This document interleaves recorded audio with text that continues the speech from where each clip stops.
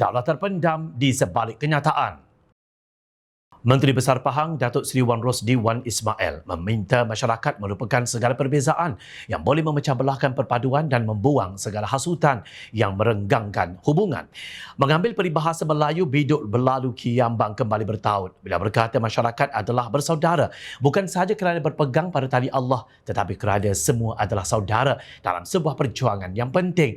Antara nilai penting Kerajaan Perpaduan dan Malaysia Madani adalah keterangkuman mahu memastikan semua pihak disantuni selayaknya dan kerajaan Pahang mengambil serius perkara ini, katanya, seperti dipetik Berita Harian ketika berucap di Majlis Rumah Terbuka Aidilfitri Badan Perhubungan UMNO Negeri Pahang bersama Presiden UMNO di Laman Sejahtera Sungai Koyan Selasa lalu.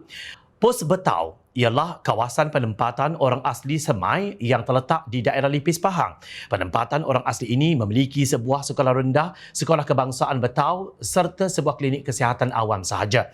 Kenyataan Wan Rosdi tidak disertai ayat-ayat dari Al-Quran atau hadis Nabi yang ditafsir ikut suka sendiri dan kepentingan parti untuk menguasai kerajaan dan jawatan yang hilang. Semua pihak layak disantuni. Itulah kata kunci sehingga terbentuknya Kerajaan Perpaduan di Pahang yang diterajui UMNO BN dengan kerjasama Pakatan Harapan. Di mana salahnya pembentukan kerajaan ini yang menolak tawaran daripada Perikatan Nasional pasca pilihan raya umum ke-15 lalu. Sehingga hari ini pemimpin Perikatan Nasional masih meroyan kerana gagal membentuk kerajaan di peringkat persekutuan dan negeri termasuk Pahang dan juga Perak. Hakikatnya bukan Perikatan Nasional tidak diberi peluang. Yang di-Pertuan Agong Sultan Abdullah Rayatuddin Al-Mustafa Billah Shah yang kebetulan Sultan Pahang telah menjemput pemimpin Perikatan Nasional iaitu pengerusinya Tan Sri Mahyadin Mak Yassin dan timbalannya Tan Sri Abdul Hadi Awang. Namun dengan angkuh Mahyadin berkata beliau menolak sebarang kerjasama dengan PH. Justru jika saranan dan keputusan yang di-Pertuan Agong turut diperlekeh, siapakah yang disantuni oleh pimpinan Perikatan Nasional? Khususnya Presiden PAS.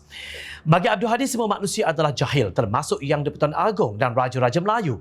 Ini dapat dilihat menerusi tulisannya yang bertajuk Seluang yang Tidak Boleh Dipancing di Facebook beliau dan diterbitkan di Harakat Daily pada 27 April 2023 yang lalu.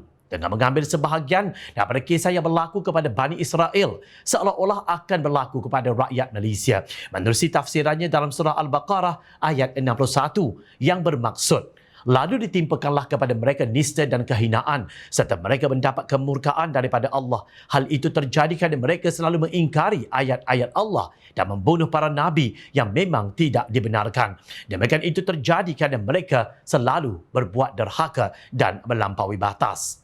Juga surah Ali Imran ayat 21 hingga 22. Sesungguhnya orang-orang yang kafir kepada ayat-ayat Allah dan membunuh para nabi yang memang tidak dibenarkan dan membunuh orang-orang yang menyuruh berbuat adil, maka gembirakanlah mereka bahawa mereka akan menerima seksa yang amat pedih. Mereka itu adalah orang-orang yang lenyap pahala amal-amalnya di dunia dan juga di akhirat dan mereka sekali-kali tidak memperolehi penolong.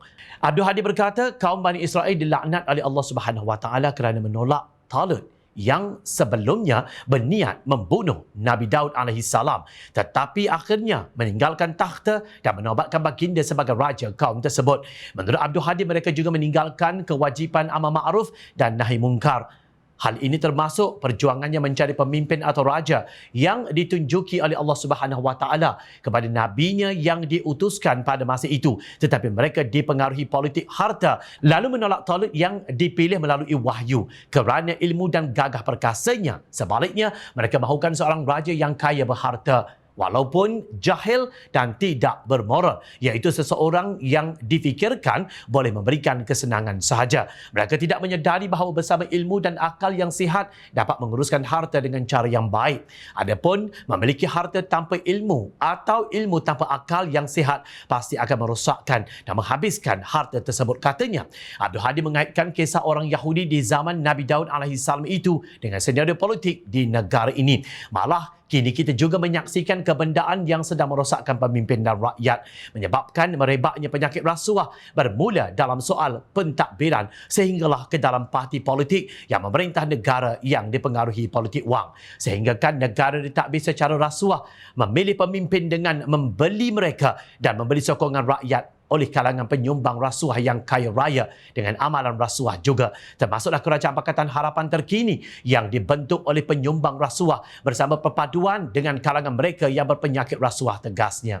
Yang di-Pertuan Agong bukan tolut, namun pemimpin UMNO BN, GPS dan GRS tetap akut dengan titah baginda dan Raja-Raja Melayu yang berkenan melantik pengerusi Pakatan Harapan sebagai Perdana Menteri adalah satu daulat terpendam untuk menyiratkan bahawa mereka yang menyokong kerajaan semasa ini sebagai golongan yang jahil dan memikirkan soal perut dan juga rasuah. Ini termasuk Menteri Besar Pahang Wan Rosdi yang juga pengerusi Barisan Nasional Negeri tersebut. Sebagai penghinaan terhadap mereka, Abdul Hadi mengakhiri tulisan beliau dengan kenyataannya. Sesungguhnya adalah sangat memalukan apabila dibandingkan manusia yang tidak menggunakan akal dan ilmunya dengan betul bersama binatang yang tidak berakal. Kita tahu dalam banyak kenyataan sebelum ini Abdul Hadilah yang sering mengumpamakan manusia sebagai haiwan. Hari ini beliau mengumpamakan penyokong Perikatan Nasional dan PAS laksana seluang yang memakan umpan. Beliau menegaskan anak muda menjunjung akalnya di kepala, menegakkan maruah agama, umat dan negara mengikut acuan Allah dengan meletakkan harga diri manusia berpandukan akal dan kebijaksanaan tidak boleh dibeli dan ditipu dengan mudah. Justru jom channel kongsi amanan Allah Subhanahu Wa Taala dalam surah Al-Ahzab ayat 72 yang digunakan Hadi untuk kita semua hayati maksudnya. Sesungguhnya kami telah mengemukakan amanah kepada langit, bumi dan gunung ganang. Maka semuanya enggan untuk memikul amanah itu dan mereka khawatir akan mengkhianatinya dan amanah itu dipikul oleh manusia. Sesungguhnya manusia itu amat zalim dan amat bodoh. Semoga kita semua sentiasa mengikut acuan Allah Subhanahu Wa Taala, tidak tertipu. Sebagai contoh, bahawa wang yang diterima pada pilihan raya adalah sedekah, bukan satu rasuah. Ingat, kalian adalah manusia yang menggunakan akal, bukan semut, seluang, kera mengambang, lembu kenyang, biawak, buaya, itik patah kaki dan sebagainya. Ingat, rakyat sentiasa memerhati